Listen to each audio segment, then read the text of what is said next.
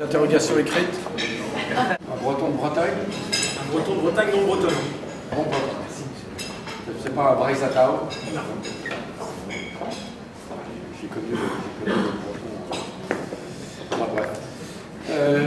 Erwan, dis-nous un peu, s'il te plaît, ce que tu fais, et puis après, actuellement, puis après on verra en arrière. Donc, tu es Chief Operating Officer dans une boîte qui s'appelle Data Direct Networks, qui est une boîte de stockage de données, qui est née dans le stockage de données pour les super ordinateurs, pour les très très gros ordinateurs. C'est une boîte qui a une douzaine d'années, qui a été créée par un Français et un autre d'origine française, qui se sont rencontrés à Caltech. Comment ça s'appelle Alex Bouzari et Paul Bloch, qui se sont rencontrés à Caltech il y a 28 ans, je crois. Il y a 3 boîtes de suite, c'est leur 3e.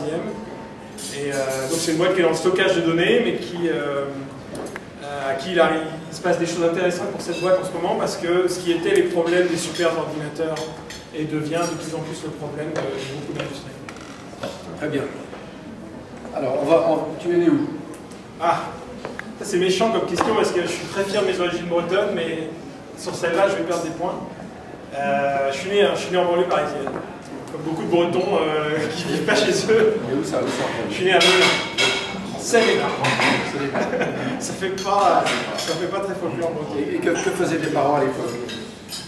Mon père était un IBMer, à l'époque où on passait plusieurs décennies de sa vie chez IBM. Il y avait Corbeil. Il y avait Corbeil. Il travaillait à Corbeil, à faire des semi-conducteurs. Il a travaillé aussi à Fishkill, près de New York. Donc c'était un IBMer. Donc tu as vécu aux États-Unis? Ouais, quand j'étais petit, ma soeur est née aux États-Unis. Quand mon père est venu bosser 3 ans, je crois, à Fishkill. Donc ton père était ingénieur? Oui, il était ingénieur dans un environnement de production de semi-conducteurs. Et ta maman?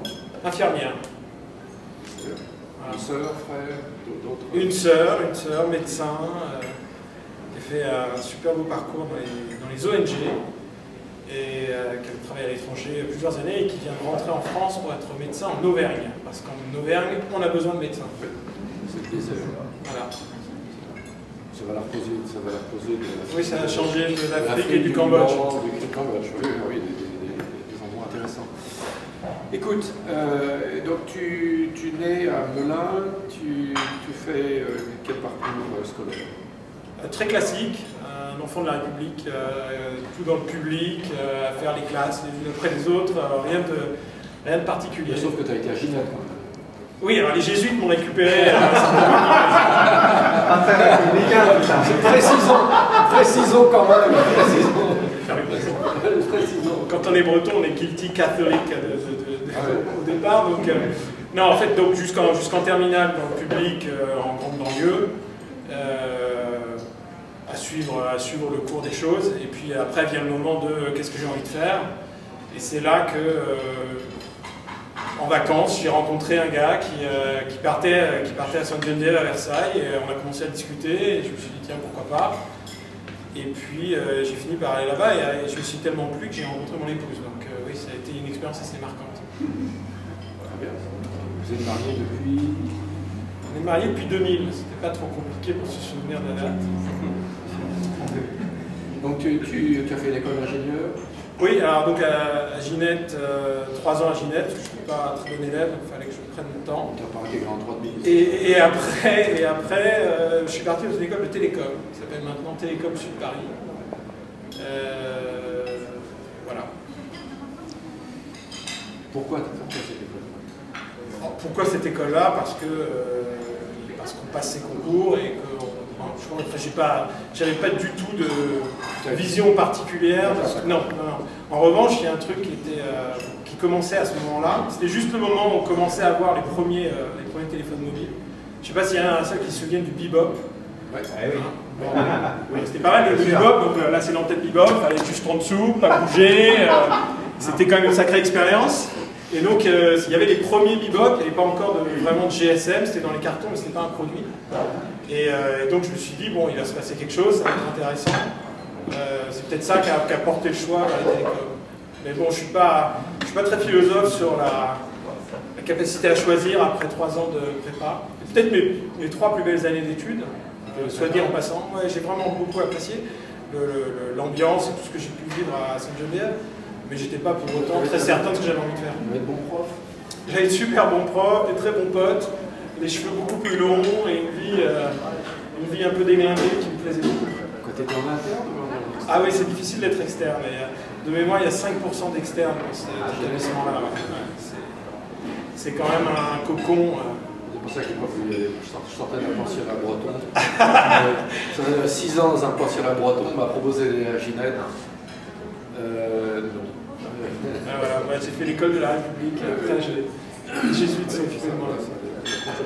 Quand tu as fait 8 ans, 10 ans, 14, tu as bricolé, tu étais bricoleur en électronique Je faisais beaucoup de Lego, et j'en ai fait jusqu'à un âge où on se moque de toi quand tu dis que tu fais des Lego.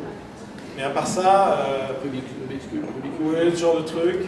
Et puis avec un papa IBMer, il y avait un PC à la maison. Il y en a eu un très tôt. Donc un petit peu à pianoter dessus. Mais ce qui m'embêtait beaucoup avec cette machine, c'est que on était un peu tout seul devant la machine.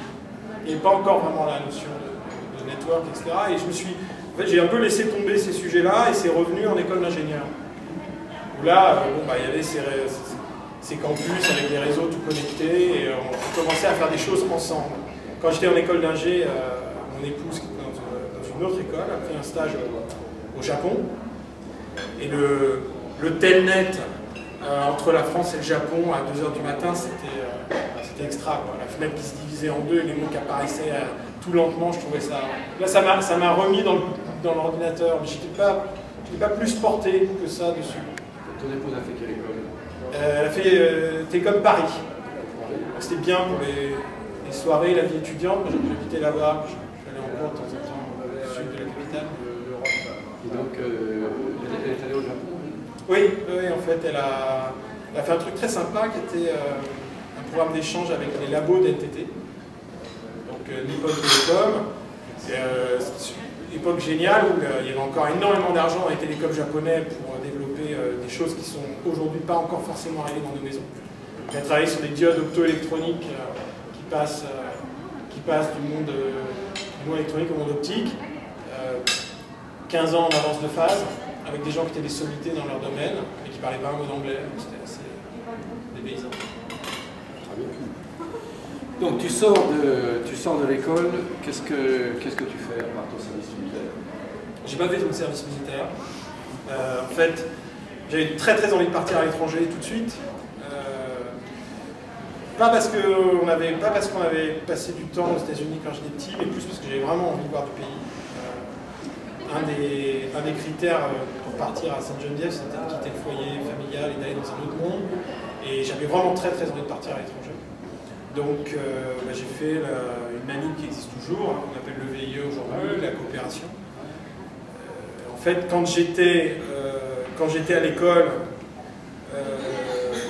j'avais vraiment envie de faire des vraies choses. Donc j'ai rencontré des gens chez une grosse boîte de l'époque, plus grosse qu'aujourd'hui, mais qui s'appelait Alcatel. Et quand on faisait des télécoms et qu'on voulait partir, il fallait trouver une boîte française pour sponsoriser le départ à l'étranger. Et donc, j'ai bossé pour Alcatel alors que j'étais encore étudiant. Et puis ils avaient une division dans le mobile. Et les choses que les gens ne savent pas, c'est que GSM, ça veut dire groupe spécial mobile au départ. Après, ils ont renommé le truc. C'est des Français qui ont fondamentalement inventé ce système. Et Alcatel, les gens d'Alcatel ont vraiment fait partie de la naissance de tous les standards mobiles dits de deuxième génération, donc ceux qu'on a dans nos poches. Et en l'occurrence, le business mobile d'Alcatel, elle n'est pas bien du tout. C'est-à-dire qu'ils ont eu des très bonnes idées, ils ont participé à l'incubation, mais fondamentalement, la boîte n'arrivait pas à faire le virage entre je vends des centraux téléphoniques, le téléphone fixe à la maison, et je passe au mobile. Bon, aujourd'hui, c'est facile de porter un regard là-dessus et de se dire ah là là, quel manque de vision pour certains ou quel excès de vision pour d'autres. En réalité, tous les business plans du mobile à cette époque-là, ils sont vraiment très très faux, quoi. À la fois sur le prix de la minute, ils sont faux sur le prix de la minute. Hein, on pense que y a pas de, on pense que ça va être tellement serré. On pense qu'il y aura. Vous vous souvenez du Radiocom 2000? Donc c'était le gros téléphone dans la voiture. Donc en gros, l'estimation c'est qu'il y aurait 10, 20 fois plus d'abonnés. Donc on retombe sur un prix à 25 francs la minute de l'époque, et donc la boucle boucle pas, parce que ça coûte un peu cher de déployer les relais.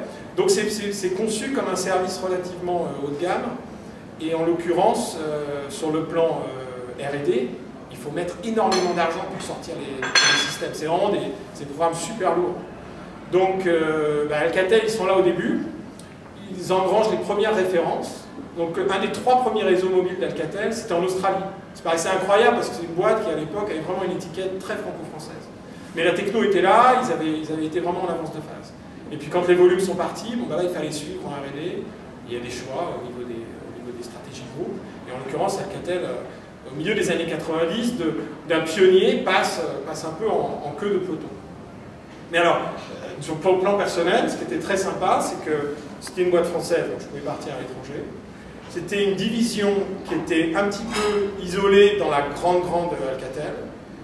Clairement, un stepchild, c'était pas l'enfant réussi de la famille.